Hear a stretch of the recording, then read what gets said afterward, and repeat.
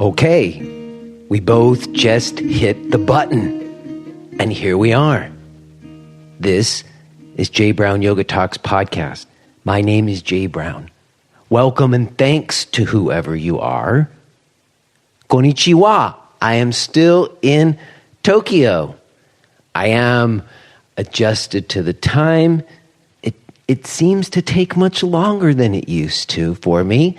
Maybe that's just an age thing, but I am finally adjusted and feeling like myself a little bit more than last week when I was with you.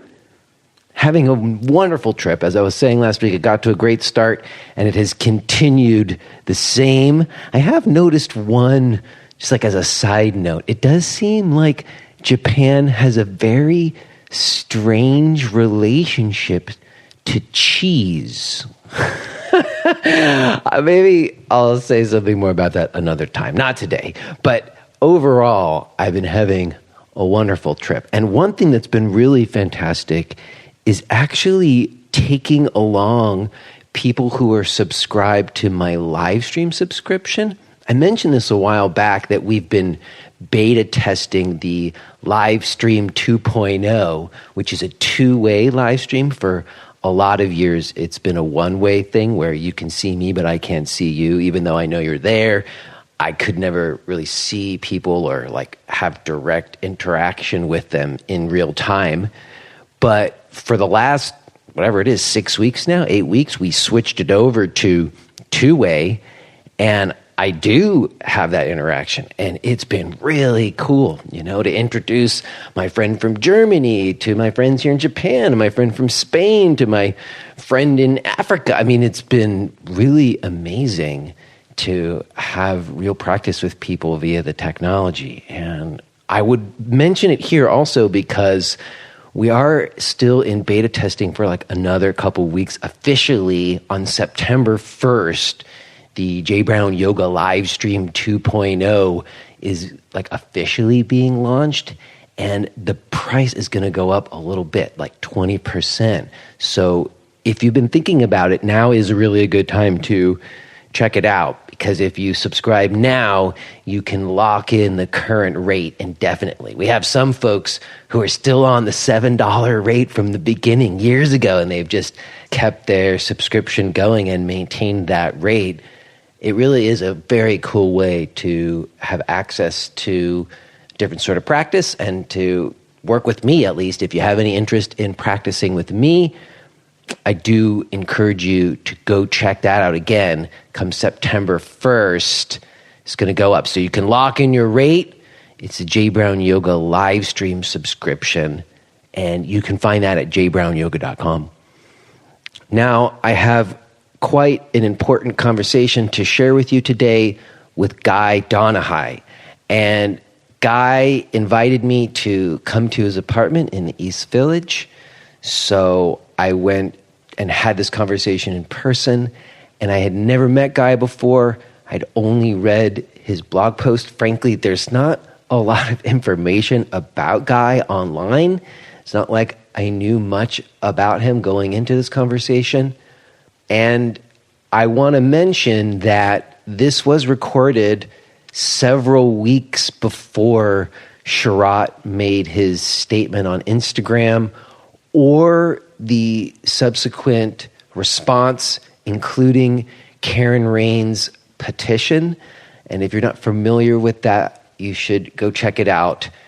Karen Rain has responded to Sharat's statement and has put out a petition. I'm mentioning it because none of that had happened when Guy and I had this conversation. So just know that.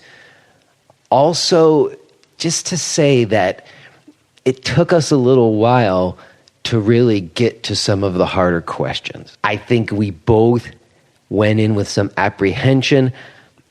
I didn't really know how open he was going to be to talk about certain things, even though he'd written these blog posts. You don't really know. Again, this is the first conversation I've ever had with him. I think he wasn't really sure how I was going to come at him with questioning or how it was going to go. So we both were feeling each other out for maybe the first 40 minutes, I'd say. Not that it's not an important conversation. We share all kinds of important history and context, I think. But I just know from having these conversations in the past that sometimes people will listen to the first 20 minutes and say, how come he's not asking him any hard questions? So just to know that I do think we get to the pressing questions, it just does take us a little while to get there. So be a little patient, check out Karen Rain's petition, and just in general, I think it's important that we educate ourselves and understand what's happening, because it is significant. If you're somebody who considers yourself a yoga practitioner, teacher, professional, what's happening in these guru traditions that defined yoga is relevant. And so I do think we should be informed.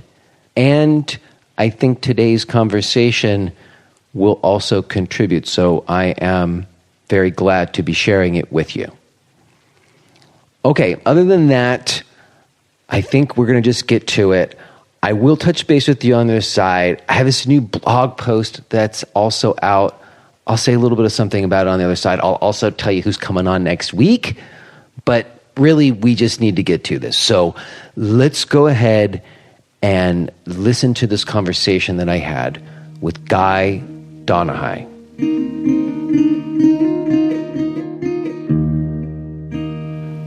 I got to tell you, I'm wondering, how long have you been living in this place, this apartment here on First Ave? Oh, probably about 6 or 7 years. 6 or 7? Yeah. And where did you live prior to that? I was living in my yogashala. Yeah. On 6th Street? On 8th Street. 8th Street, that's right. Yeah, 8th and B. I was living there for a few years. Yes. Yeah. Well, I have to say, I haven't been in this neighborhood for a long time, but this was like a stomping grounds of mine at a real formative time in my life. I lived on 13th between 2nd and 3rd. That's when I took my first class at Jiva Mukti on 2nd Avenue. It was like 93. Cool. Then eventually I lived on St. Mark's between 1st and A. And then I was really on the Lower East Side, Clinton and Stanton, for 12 years. But I taught in Williamsburg, so I would always walk right up along First Avenue, right by this place. There was a bagel place right there at 14th Street. And it was like a regular routine. And so today when I came here, it's been so long, I felt this wonderful feeling of like welcome, because I found a parking spot like right around the corner, which is impossible. Yep. It's like the city parking gods just smiled on me and then said, welcome back, Jay. And it's great. I really appreciate you giving me some of your time to talk, and because we never met before. But I certainly have always known of you. Yeah, you were teaching on Avenue B at one point, is that right? Yeah, at Peter Rizzo's place, Bhava Yoga. Oh, at Bhava. Okay. Yeah, I was there a couple of different places. I was at East Yoga. There was another one off of A for a while. Kari had that place. Bhava was on 6th Street, no? That's why I got confused between you and No, them. that's where I am. Oh, you're in that space? Yeah. Did it still have that floor he set down with the weird pattern? No. Do you know what I'm talking about? Yeah. He did that thing with the linoleum tiles where you knew where the mats go. But you were on the top floor? Or No, downstairs? it was downstairs. Yeah, that's where we are. Oh, wow. That's your where space we are. now. Yeah, that's where Weren't we you in a different space before? Yeah, we were on 8th Street for 13 years, I think. Was that like that kind of community space? You could rent space? No. Do you know what I'm talking about, though? There was like that kind of place. We were there as well. Okay, that's what Before. Yeah, Segway. All right. Segway Community Space. Yes, that that's was right. That was the first space, and then we moved to the corner in the old yeshiva, that big building on the corner, right next to the park. Yeah. So, yeah, I was there for 13 years. See? Yeah. See, I'm asking you this because I feel like there was like these 2 decades for me. You know, I went to school here, got here in 1990. by the time I graduated in 94, I sort of got into yoga, and then there was this decade from like 96 to 2006, and then another one from 2007, 2017 after I left Manhattan and went to Brooklyn. And I feel like that first decade was this incredibly formative time in terms of the way yoga came into the mainstream and the way yoga classes are now. And what happened for me is, after being in this bubble in my little center, and I know you understand, you understand what it is to have like a center where you create your own little thing, and sure. And if it's working, you don't really need to be all that aware of like industry trends. If your thing is working, if you got yourself a little niche thing, you're shaking your head because I know you know what I'm talking about. But when the time came and I felt like I needed to let go of it, and I'm like, now for 2 years I'm back out into like not having my own little bubble. The stark difference between like what I remember was happening in yoga classes before I went into the bubble and what's happening in yoga classes now is really wild, like such a huge shift.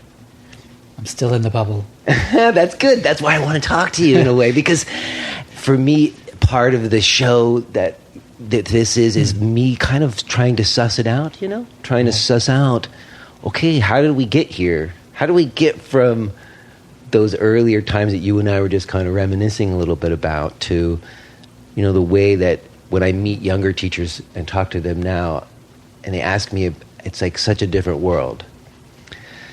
So I guess my question to you to start is that I've always known you because I was around, I lived down the street from you, because there was sort of, when I went to Jivamukti, there was a bunch of different influences. There wasn't a Jivamukti style yet. There was the three big ones. There was Shivananda, there was Iyengar, and then there was the Ashtanga, which had just seemed to arrive right before I got there. And that really was taking hold. And of course, I was really interested in that kind of aspect of it first. And I went to one lead primary class with Jocelyn on Broadway, right off of West Houston or whatever. Or not West Houston. Yeah, West Houston. Before they were on Broome Street. And I don't know, I was a little turned off by, like, it was quite a scene. And getting up early, you had to commit. It was like, it wasn't like it was the old school, and there's all this new school stuff starting to emerge, or something. I ended up studying with Alison West, and I did learn like a lot of Ashtanga stuff from her, but not in any kind of traditional way. But you were like the one over on the east side, and Eddie was the one over there more on that side, and it seemed like you either went one way or the other. I knew a lot of people went to both you guys. And I guess I'm wondering, because so many people from that time, and I can rattle them off, they've been on the show, they went on to sort of have like, I don't know how to say, bigger name careers or something. Uh-huh. But you seem to have kept a very low profile and just sort of holding it down over there in the East Village when everybody else is gone. Like, you've outlived everybody. You're like the only one still here. I mean, that's not true. There's like maybe one or two that I know. Alison's still here? She is. Yeah. But was that like any kind of conscious choice to like not go to yoga conferences or do that stuff? Or was it just that's how it happened for you? Well, I actually started at Jivamukti in New York. That was my first job. I was teaching in England before that. And so my first teaching gig here in New York was at Jivamukti. So I was exposed to that whole kind of scene. And I also taught at Eddie's for a short while, just for a few months. I don't know if it was really a conscious choice. I was just doing my thing, Yeah. And did you have like a great lease or something? Because that's what seemed to, like the yoga centers back then, they always seemed to have a bit of a shelf life because of the way the leases go. And if you had a 10-year lease or a 5-year lease, because those lease renewals were always the time that got you. I got through 2 5-year leases before I couldn't keep pace anymore.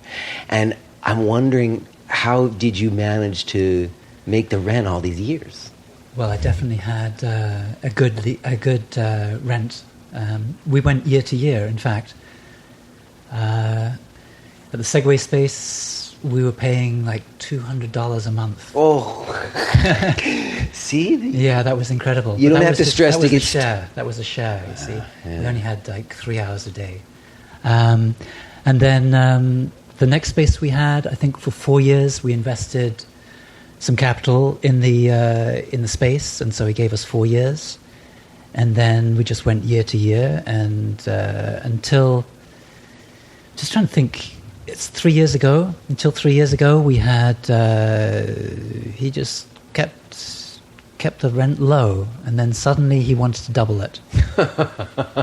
After all those years. But you see, it's amazing because you think after all those years you have a relationship, and I'm sure you did. I got along great with my landlord, but in the end it was just sort of a lease and business.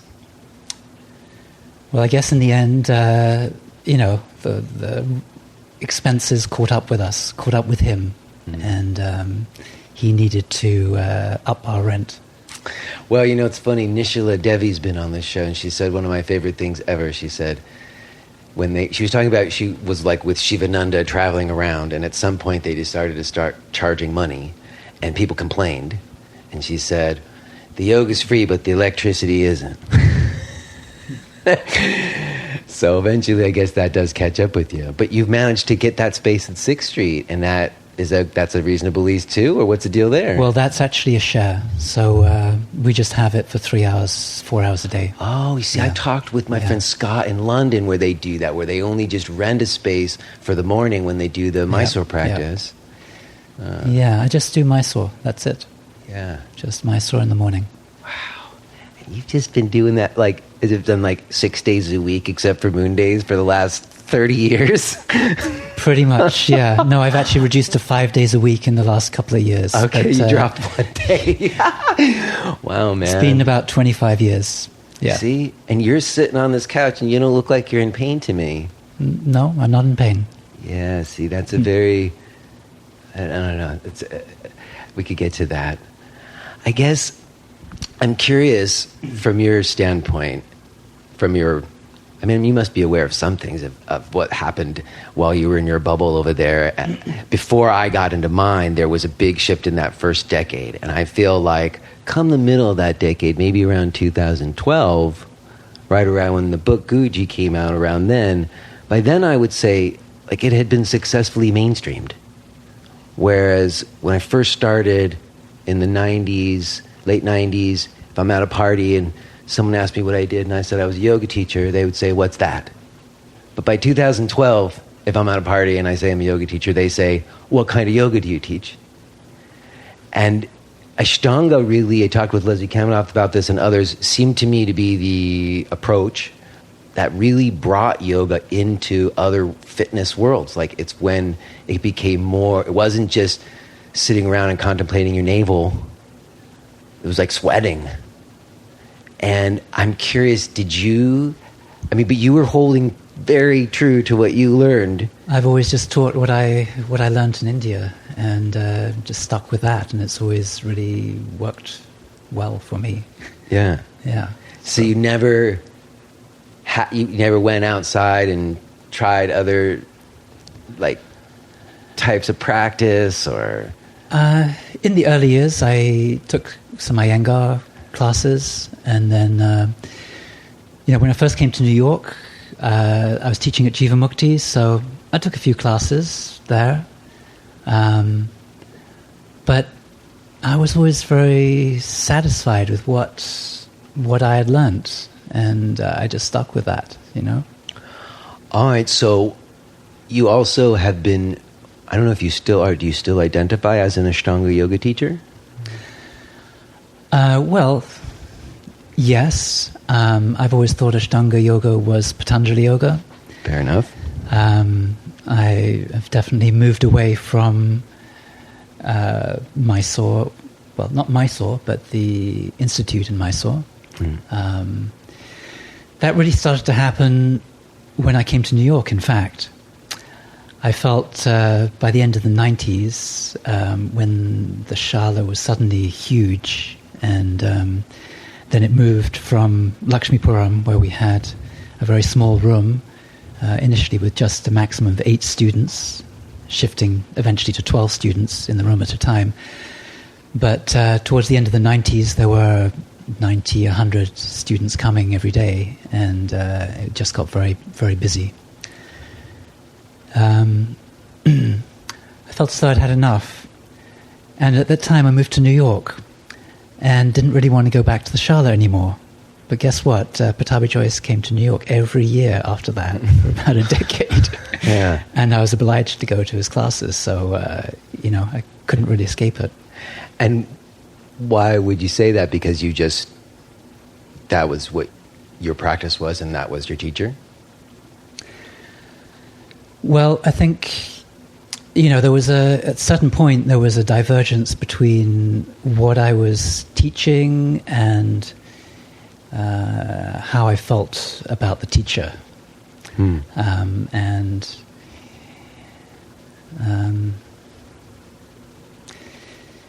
just he told us to keep coming back and practicing, and I just felt a little tired of just doing the same old thing over and over and feeling like there wasn't really much progression happening.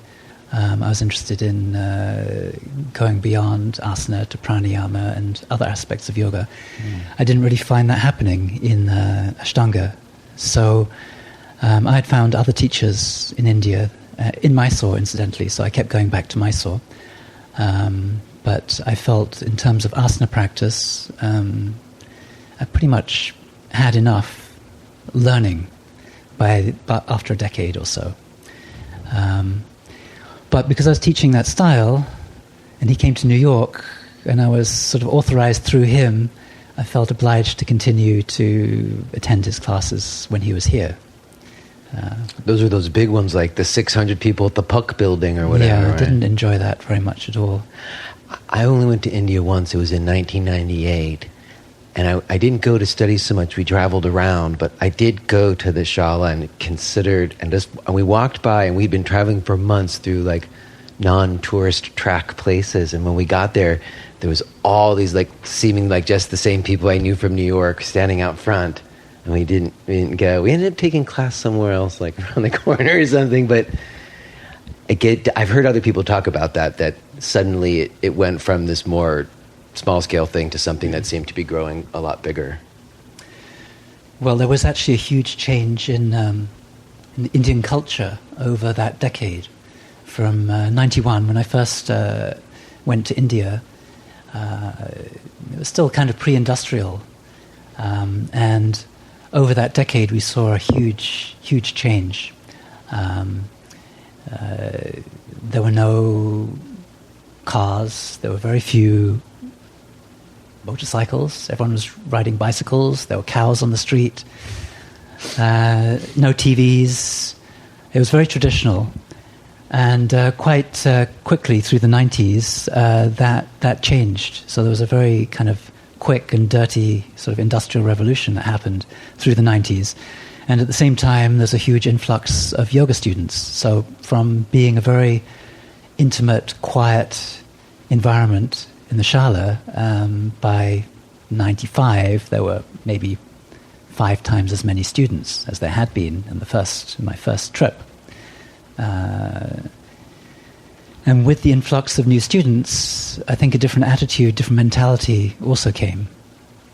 There's more and more interest in the physicality of the practice, and I think in the early years there were more students who were interested in, the spiritual aspect. I always say when I first came to it, advance meant inner peace. Like I was messed up inside over my mom's passing, and I came to yoga because I wanted to resolve how I felt inside. It certainly didn't have to do with asana at the beginning, but it did. It became that for me as well. Do you think that influx of Westerners, Western culture, I guess, I'm just in terms of how it changes from what you started with over there and this intimate thing to once it becomes more of a industry, right? That's what we're talking about. The question I have is that I observed that something got standardized, and I've talked with this about other people, even in the Iyengar community, where they say, "Oh, Mr. Iyengar taught me jump backs," but now be unthinkable now? I'd say there was definitely some standardization of the practice to a certain extent. I wouldn't say there was a huge change. I think already it was pretty standard by the time I got there. I think what changed for me was just the social environment. And, whereas in the early 90s we were living amongst Indian people in a very kind of Indian way, I think as time went by, there were more and more comforts, there were more and more, it felt more mainstream. And, I guess it felt more like a campus, just hanging out with Western people. I tried to avoid hanging out with Western people as much as I could. That wasn't why I was there at all. Yeah. But it just became a bit overwhelming. And in the Shala as well, it just became very crowded and lots of people watching the class, and you didn't feel like you could really focus on what you were doing so much. And what was your authorization process like back then? Did you get like the tap on the forehead, or how did you have to ask? I know sometimes people said they had to ask. Well, my original teacher in England asked me to start assisting him after a couple of trips to Mysore, and Pattabhi Jois came to France in '93, and we brought some students over. And so I said to Pattabhi Jois, look, I brought some students, I've been doing some teaching. And he was like, yes, that's okay, no problem. That was it, that's okay, huh? It was just, just teach them exactly what you learned from me, exactly the way you learned it from me. Don't change anything, and keep coming back to Mysore. That was really all, that was it. And so, how often did you go back? Pretty much annually through the 90s. And how long were the stays? 3, 4 to 6 months, mostly. Wow, those are long stays. That was actually the standard in those days. Yeah. He didn't want anyone to come for less than 3 months. I know today people go for just a month, but in those days, 3 months was the minimum in general. Wow. And you were able to do that and have the center be okay while you were gone and stuff? Like you had somebody helping you, or how did that work? Well, in the first few years, I wasn't teaching. Yeah. I was living pretty much like a kind of a hippie, sort of, doing work here and there. You had that place for $200 a month. I had an apartment in the Lower East Side for $450 a month for 10 years. You didn't need to make a lot of money. You could live here. Well, that was much later. Yeah. That was late. For me, that was later. Yeah. That was when my sort of trips to the Institute was pretty much over. I see. Oh, by that's right. By the time I came to New York, I had 1 or 2 more trips to Mysore, and that was. Oh, so most of your time was even before he came to America? Yeah, absolutely. Oh, see, that's very interesting. Because then did you go to any other places other than his gigs here? Did you follow him around to any of his other tour stuff? Just one of the first years, we were making a documentary about Pattabhi Jois. That's how the Guruji book came about. Initially, that was a documentary, so we followed him on one of the tours and went to Colorado, interviewed Richard Freeman there, and then we drove from there down to Encinitas. So that was my first trip out west to experience America. And we made a couple of stops along the way. Yeah. So what was your impression of that? Because you're describing how it was before he came here in this other very Indian culture that you're immersing yourself in. And then you follow him around on the tour, and it becomes a big show, because that was when yoga celebrity first started to really happen. And there was Western celebrities and these guru celebrities as well. Mr. Younger was on Martha Stewart promoting light on yoga. It still seemed pretty intimate in a way.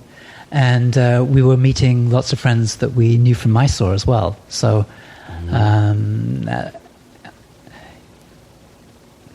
it was really the classes in New York that grew and grew and grew.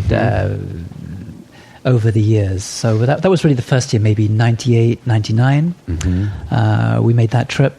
And actually, we only went to Boulder and Encinitas. I think it was only 2 stops. So that's early. 98, 99 is really before it kind of went and shot up, right? Yeah. But you could, I guess, see a little bit of early remnants, but I guess it was still kind of innocent. You have a look in your face. You say innocent? I said that, but maybe that wasn't the right word. I'm second guessing it now. I mean, innocent in the sense that everything was new. Everything was first. There wasn't any VC-backed yoga centers or the internet. There was no internet. I think there's like the yoga before the internet and yoga after the internet. I guess that's what I meant by innocent. That was the wrong choice of word given other things.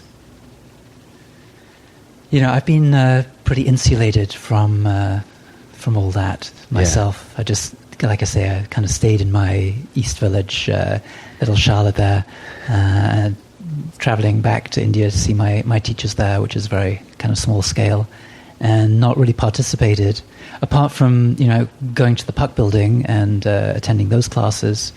I think the last one was probably in 2007. Yeah. So from 98 through 2007, I attended Pattabhi Jois's classes here in New York, and they, you know, obviously grew over the years. Well, that kind of goes back to my original question. So, did you ever get reached out to do a yoga journal conference or that kind of stuff? No, I don't think I was ever really. I don't think I was ever really that attractive in that way. Huh. I hadn't put myself out there. That's what I mean. So you never did. Yeah. But that wasn't necessarily like, I don't want to be part of it. It was just how you were and how it happened. Yeah.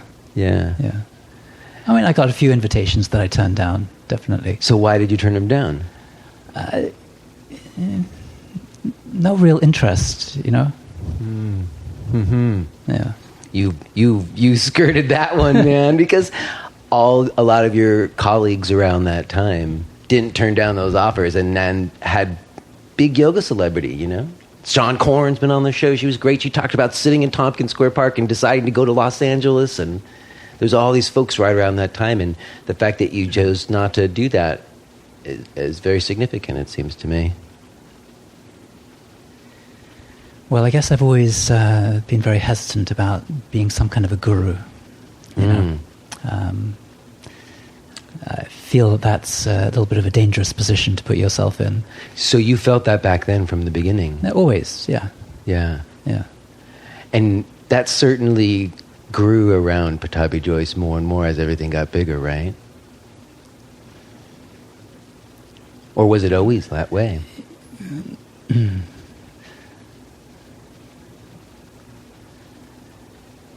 I don't really know how to answer that. Yeah. I mean, when you first started going there before he came to America,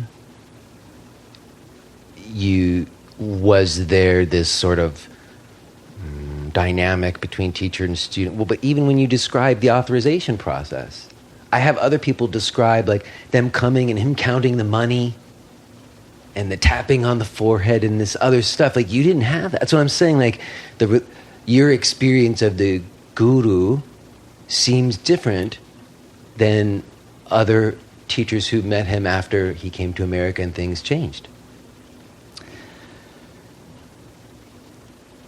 Well, you know, he started coming to America in the 70s.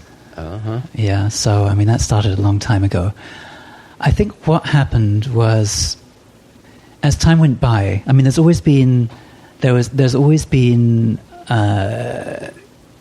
quite a distance between the students and Pattabhi Jois.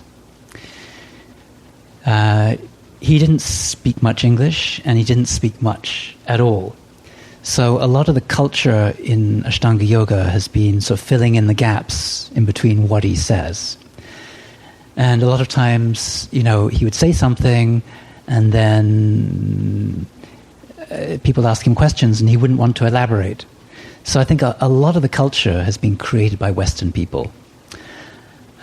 So also the relationship people have had with him in the later years also was... I never heard of anyone being tapped on the forehead. I heard some stories about that. I think there's a lot of mythology has been created around it, and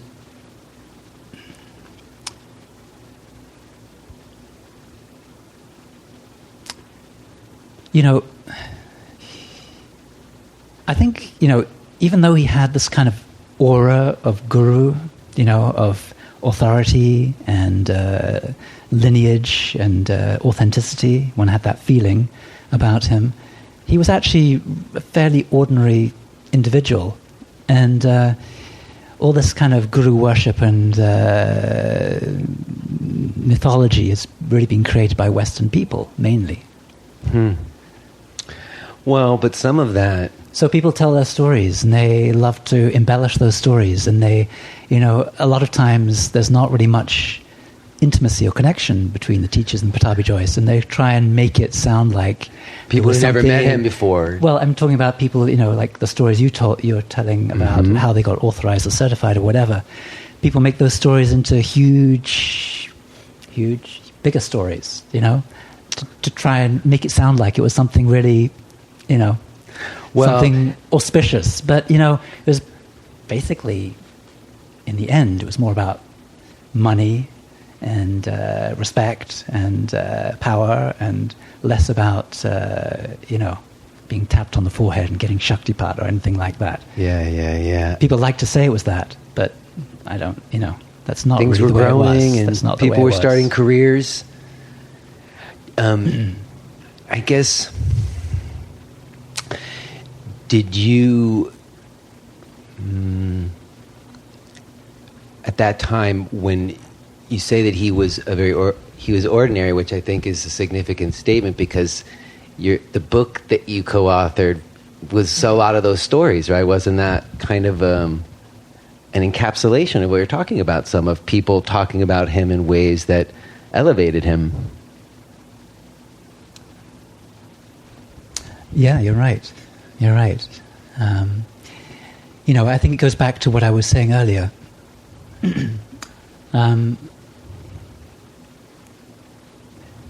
He didn't speak much, and he didn't explain. He didn't care to explain.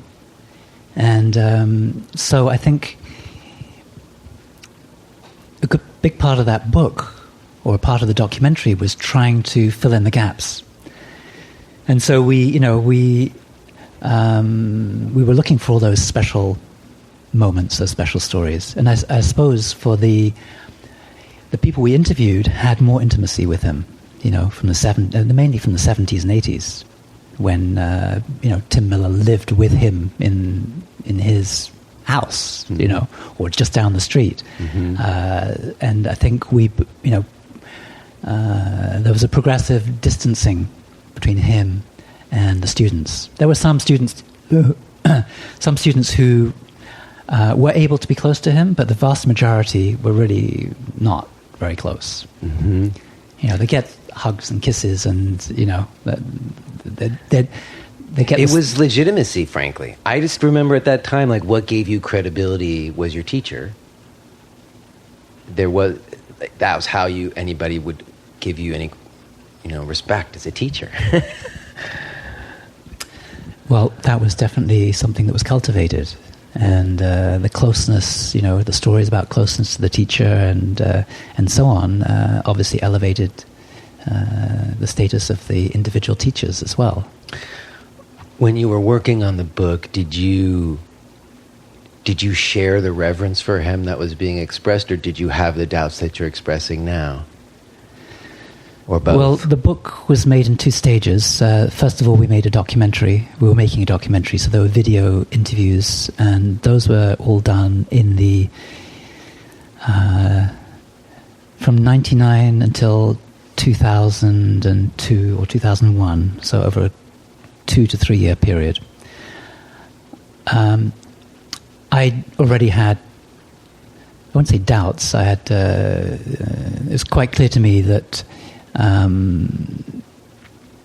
didn't regard him as a spiritual guru at that point. I was still wanting to believe that the practice somehow had come down through an authentic lineage of teaching, that it had come from the leaves, the papyrus leaves. Yeah, I mean that was part of the inquiry. So the interviews were actually also a personal inquiry for myself. I heard him speaking quite consistently about the stories, but because his English was not very good, and because there were so many different languages spoken there in Mysore, I think there was some blurring of the story. So, for instance, he always said that the leaves. He always said that those leaves were eaten by ants. Mm. Now, then somebody heard. He would say the word. He'd say ants. He would say yants, and somebody thought, oh, he said rats, not ants. He said rats, and so the story was. He was inconsistent. So one moment he says ants, the next moment he says rats. Was he telling a lie? Was he making it up? You know, so I felt that actually at the time he was actually really consistent with his story. Which, by the way, sorry to jump in, but I've had Sanskrit scholars talk about how the way that the text got passed was they had to be rewritten because the leaves would get eaten. But that's sort of a well-documented thing that happened. Right. I mean, subsequently, I have come to believe that a lot of what he said was just made up. Yeah. But at the time of making the documentary and the book, my intention was to try and get a consistent, coherent story, and interview all the people who had, had been with him in the early years, and to try and establish a consistent story. And I think to a great extent that was established, although there were some radical departures from that story. For instance, almost everybody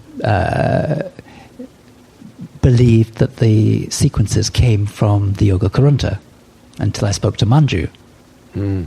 And so Manju said, oh, he just made the sequences up. He and Krishnamacharya sat down with the Garanda Samhita and the Hatha Yoga Pradipika, and they'd got some asanas from Yoga Karunta, and they basically made up the sequences. So the story is that they made it together. He made them with Krishnamacharya? Well, that's what Manju said. Yeah. But nobody was actually there at the time, so who knows? But the way the story came through, the way he was telling it to the students, and I was really trying to question him carefully, and he resisted those kind of questions.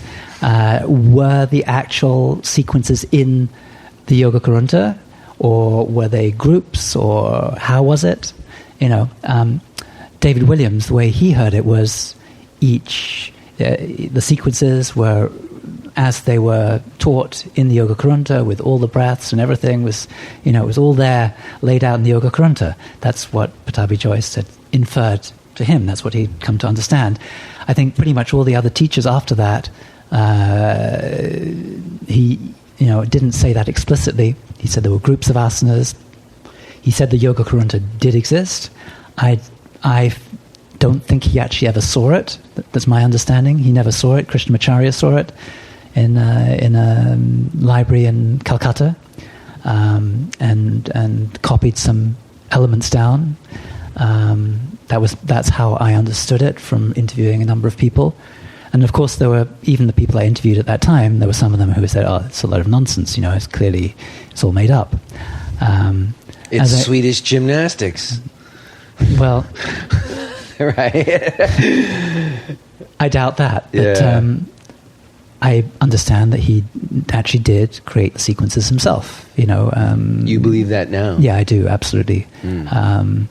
I was recently in Mysore at a conference, Yoga Traditions conference, in which one of Krishnamacharya's still living students from that time was presenting. A.G. Mohan, Ramaswamy, which one? What was his name? Can't think what his name is at the moment. That's okay. But, no, they're not, those guys studied with him in Chennai. That's right. Not in Mysore. Okay. There's one man there who had studied with him in Mysore as a young boy. He's actually in that Life magazine photographs. Okay, I know what you're talking about. I can't remember the name either, but I know what you're talking about. Anyway, so as I understand it, Krishnamacharya just gave them a mountain of asanas, as Pattabhi Jois described it. And Pattabhi Jois basically systematized,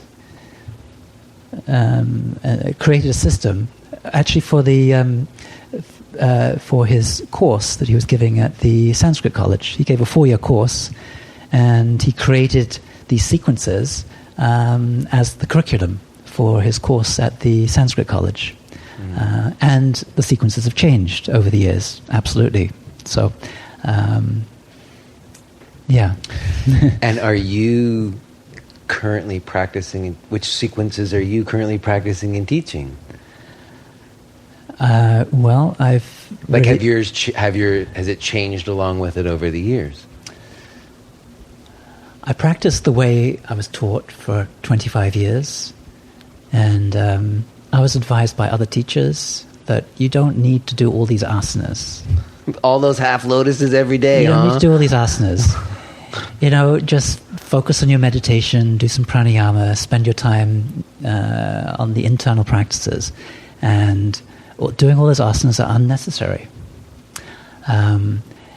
But it was very hard to let go of them. And I think as teachers also, we feel like we have to practice what we teach.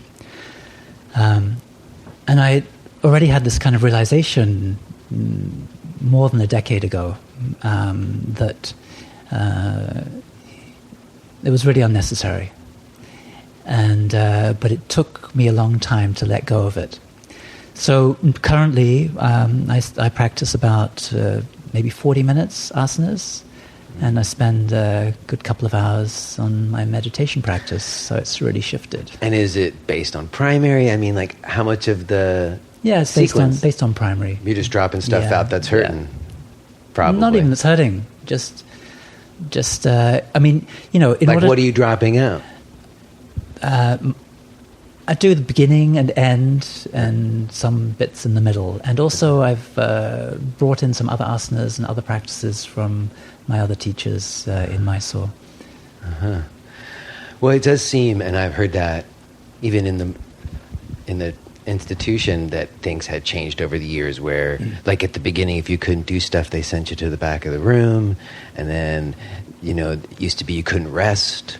And then that was allowed for more. That even over the years within the more, whatever, hardline, traditional stuff, there was some evolution and change, as you're saying. There hasn't been that much change, I would say. Not that much change. There has been some few changes in the sequencing, a little bit. Some few changes in certain protocols. For instance, like when were you allowed to start intermediate? I think most of those changes have come with Sharat, the shift from Pattabhi Jois teaching to Sharat teaching. And they're not that significant. They're not that big. I think the major change that happened in Mysore was moving from the old Shala to the new Shala. In the old Shala, we had no lead classes at all. It was all Mysore style. And then with the new Shala, there were lead classes twice a week, so it was only 4 days a week Mysore. And then, there were suddenly 60 people in the class instead of 12. So that was another big change. That didn't seem to affect really the quality of people's practice. I mean, in the sense of how adept people were at the practice. I think it changed in the sense, the quality in the sense that, in the old Shala, 2 teachers, 8 to 12 students adjusted in every pose, whereas in the new Shala you'd maybe get 2 or 3 adjustments, and basically the teacher's watching you, so you feel like you're being observed. So I think it became less of a practice, more of a performance in a way, and with the lead classes, again, it's like you're being observed. How are you practicing? And you're not. If you are hearing this message, then you're listening to the free version of Jay Brown Yoga Talks. To hear the rest of our conversation, please subscribe to Podcast Premium at jbrownyoga.com/premium.